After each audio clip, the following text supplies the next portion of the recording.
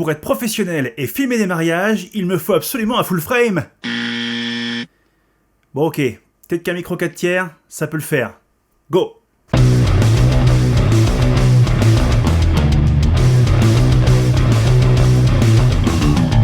Salut, c'est Ben de Retour d'Expérience. Et aujourd'hui, on va tenter de répondre à une question simple. Pour être professionnel de l'image, a-t-on vraiment besoin d'un full frame ou est-ce qu'un micro 4 tiers peut suffire? Alors aujourd'hui sur YouTube, le discours majoritaire va dans le sens de « il faut absolument un capteur plein format pour être un professionnel ». Le YouTube game est blindé d'appareils Sony, tout ce qui est A7 III, A7S II, A7R III, A7R4, etc.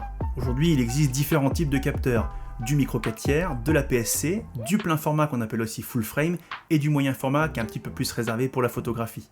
Les capteurs plein format étant plus grands, intègrent des photosites plus grands. Les photosites, ce sont des petites cellules qui captent la lumière. Ces photosites étant plus grands, ils captent plus de lumière, et c'est là la principale force du capteur plein format, c'est qu'il capte beaucoup mieux la lumière, et gère donc beaucoup mieux les montées en ISO. Deuxième avantage des appareils plein format, c'est le bokeh, parce que c'est ce qu'on nous vend à tort et à travers. Le bokeh, c'est le flou d'arrière-plan qu'il y a juste derrière. Alors effectivement, avec une optique 1.2, 1.4, 1.8, vous pouvez obtenir un bokeh que l'on dit crémeux, et c'est aussi une force du full frame. Et le micro 4 tiers dans tout ça, qu'est-ce qu'il a comme avantage?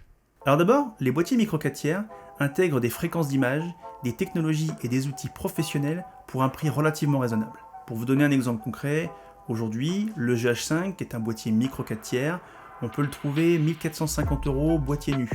On peut trouver un Sony A7 III nu autour de 2200 € et un Nikon Z6 toujours boîtier nu autour de 1850 €. A noter que l'A7 III et le Z6 sont tous les deux des boîtiers plein format qui n'intègrent pas le 60 images secondes. Deuxième avantage, toujours en termes de coût, les optiques. Les optiques plein format coûtent beaucoup plus cher que les optiques micro 4 tiers.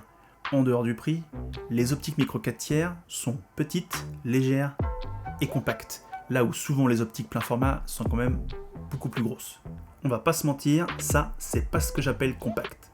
Toujours en restant sur les optiques, l'avantage du micro 4 tiers, c'est qu'avec la bonne bague d'adaptation, vous pouvez greffer sur votre boîtier n'importe quel objectif, de n'importe quelle taille et de n'importe quelle marque. Par exemple, aujourd'hui, moi j'utilise des objectifs à monture native micro 4 tiers. J'utilise en ce moment même le Sigma 1835 f1.8 qui est un objectif APS-C et un 70-200 f4 série L de chez Canon qui est un objectif plein format.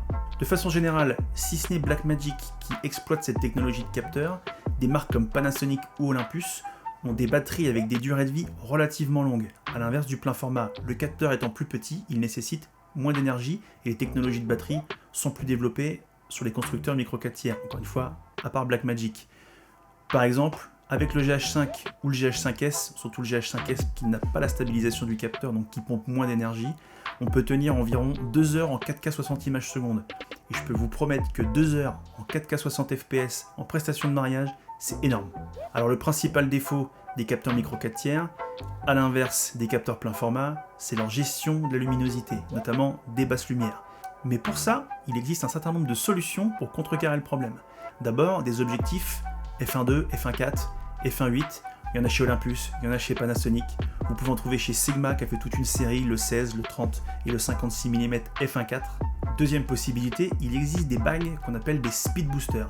Les speed boosters, ce sont des bagues d'adaptation qui en général intègrent une connectique électronique avec votre objectif et qui surtout ont en leur centre une lentille qui concentre la lumière. Elles vous permettent de récupérer beaucoup plus de luminosité sur une optique.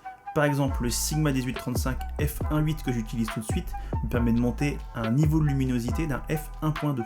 Attention, f1.2, ça ne veut pas dire que vous avez une optique f1.2 et vous avez une optique 1.8 qui capte de la lumière comme un 1.2. Vous n'avez pas les autres avantages du 1.2.